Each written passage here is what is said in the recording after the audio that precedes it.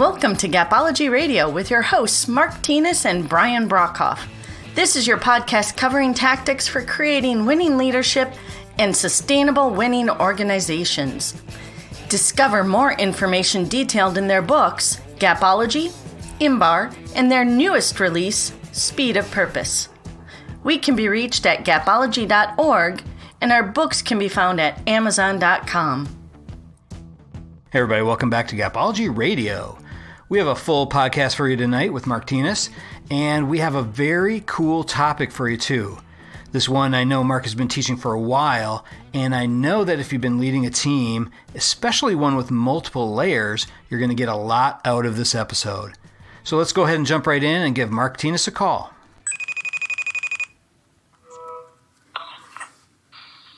Hey Brian. Hey Mark, how are you? Great, how's it going? Pretty good. It's been a little while since we've done one of these. Yeah, good timing though. Yeah, I had to try to find the program on my computer. I had to look up, how to do all this again. You must be getting old. I know. Hey, but it's like riding a bicycle. Yep. So you're really good at this. Yeah, thanks. So what do you want to talk about today? Well, I wanted to share a concept that we've been working on with a number of organizations that really works, and it's what we call first team first. What do you think? Yeah, perfect. Love this. This is awesome. Let me tell you a little bit about it. So, leadership roles today can be very complex. We all play on multiple teams, and that's often where the complexity comes in. Do you know what I mean? Yep, for sure. And what happens when you play on multiple teams, your allegiance comes into question. Where do you place your allegiance? Where does the direction come from? Which team do you support the most, etc.? And it can create significant conflicts. And we literally all play on multiple teams, and maybe in a COVID environment, because we're not face-to-face and interacting often in person, our motives can be questioned even more. Our body language is not as clear, and first team first may even be more significant today than ever before. So are you good with me jumping into some details here? Yeah, for sure. So picture first team being your peer group, and it might include then your supervisor. So that's first team. Picture then second team being defined as your subordinates. Brian, guess where most leaders play? I'd say probably right there. Second team. Yeah. So they play second team first. They put their subordinates ahead of first team. And what happens with that is it creates, you may call them silos. It creates execution that is very inconsistent. It can create all kinds of undermining of what first team direction is. So first team first is about, in order to be a great organization, first team has to lead, and everyone then follows from there. This really seems to tie to alignment. And I absolutely agree that most people play second team first. They're really looking at, what is my team doing? What is my team achieving? And the competition that you talked about, the silos, is created from that, versus, what are we doing to help support the overall organization? Yeah, and this is where purpose comes into play. Yep. You want to describe how an organization with purpose can play first team even better? If your organization has purpose, if you've developed a clear and compelling purpose, it really eliminates the need to play second team first. Because everybody's aligned. Everybody's aligned under one umbrella. Everybody's going after the same things. Everybody understands the importance of the purpose. Thinking about Speed of Purpose, our book, it really is a tool to help align I think, everyone under this whole umbrella. Yeah, so when a team has a strong purpose, often first team first is easy. Yeah. Because the direction is easy. But without that, and with leaders playing second team, and to your point earlier, competing against each other, maybe not sharing best practices, it really undermines the organization as a whole. We've seen organizations literally where every work group played to a different set of rules, had a different set of expectations and standards, even doing the same job. Unbelievable. Right. So producing these totally different outcomes and it not being brought together and synergized and focused so the whole organization moves forward. Picture for a moment first team as a group of people sitting around a table in a room with the door closed and agreeing on operating standards, agreeing on priorities, etc., aligned with purpose. When they open the door and leave that room, they have to be one team, first team first. And then they go off to their teams, the second team, and communicate that direction and consistently execute it throughout the organization. It is a total game changer versus a bunch of rogue leaders driving their own team's behavior in an attempt to outdo the other guy or gal and really just competing and operating in silos. So second team can be incredibly destructive versus first team, which creates great results. Yeah, in that boardroom, I'm just thinking, if you had a second team mentality, what you're doing is you are ending up, and you don't have a key purpose to the organization. You are filtering out what you think would be important for your team to execute on. So the overall message gets filtered to what you, as that second team leader, would be feeling is important. Where if you have a strong purpose and you have a first team first mentality, you're not filtering those things. You're agreeing as a large group on what's important, what the action items are, and so forth. I like your term filter.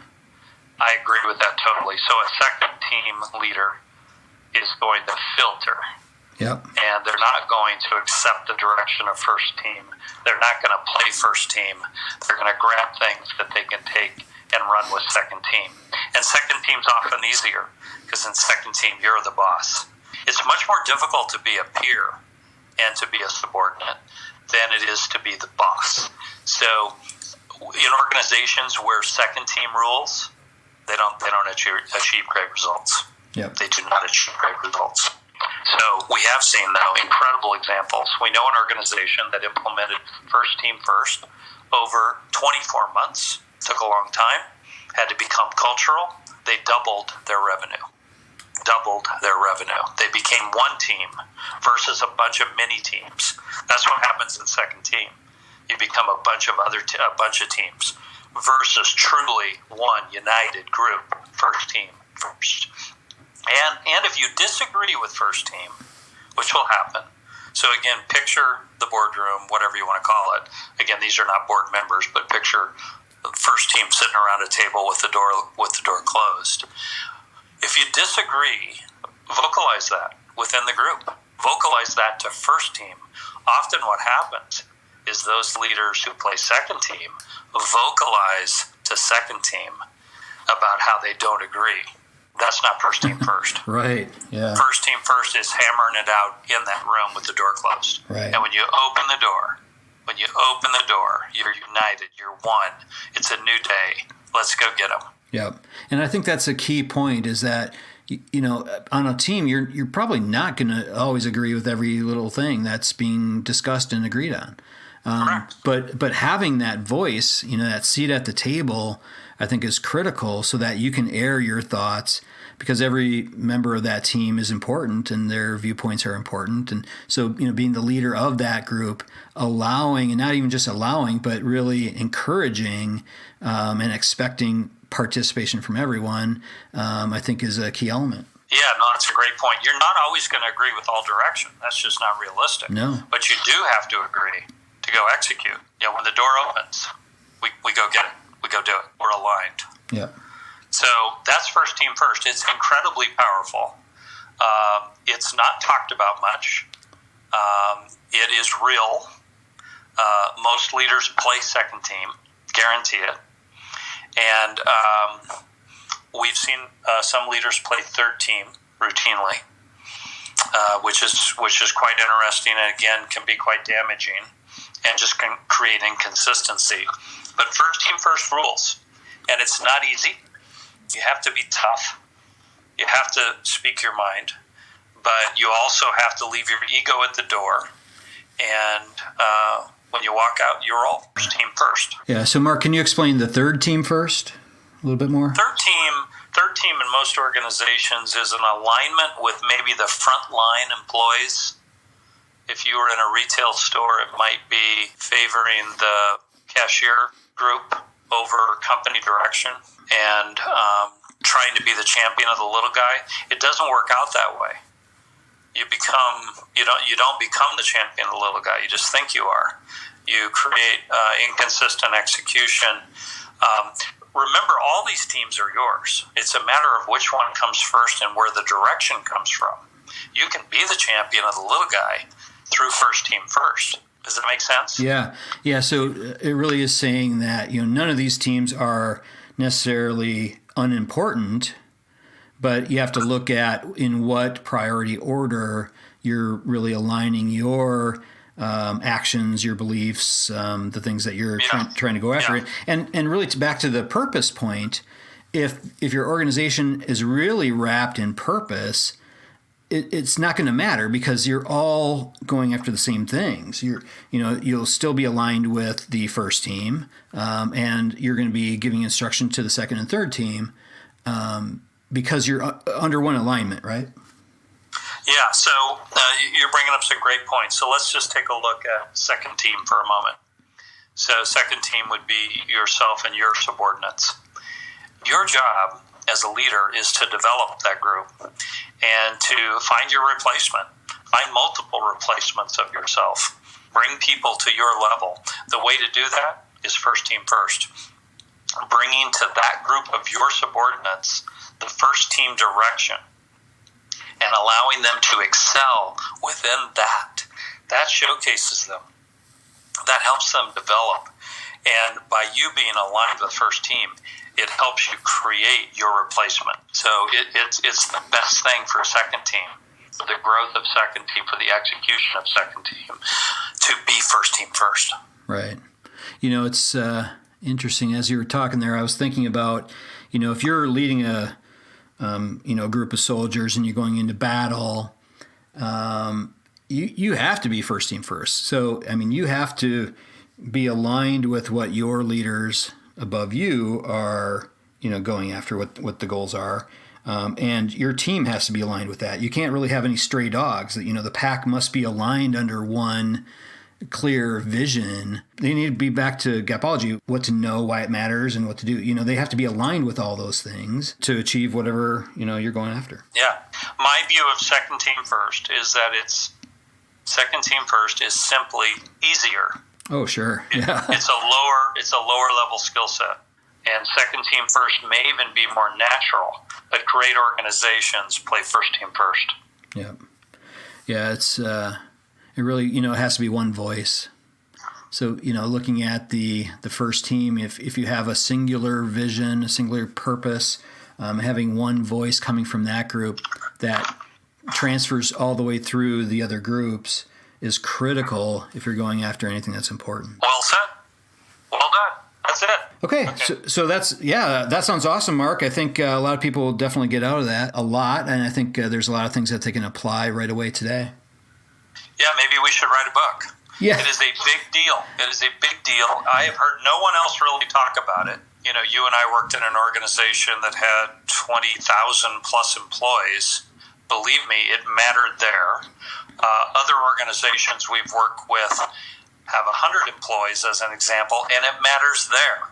Right. It matters. First team first is a big deal. Yeah, it matters at all levels for sure. Okay, well, thanks, Mark. This was a good one. I think people are going to like it. All right, thanks, Brian. Okay, we'll talk to you later. Take care. Bye. Bye. Okay, that'll do it from here. As always, if you want to learn more about Gapology, IMBAR, or Speed of Purpose, head on over to our website, gapology.org, for more information. Everyone have a fantastic week. We'll talk to you soon. This has been a Gapology production. Visit us at gapology.org.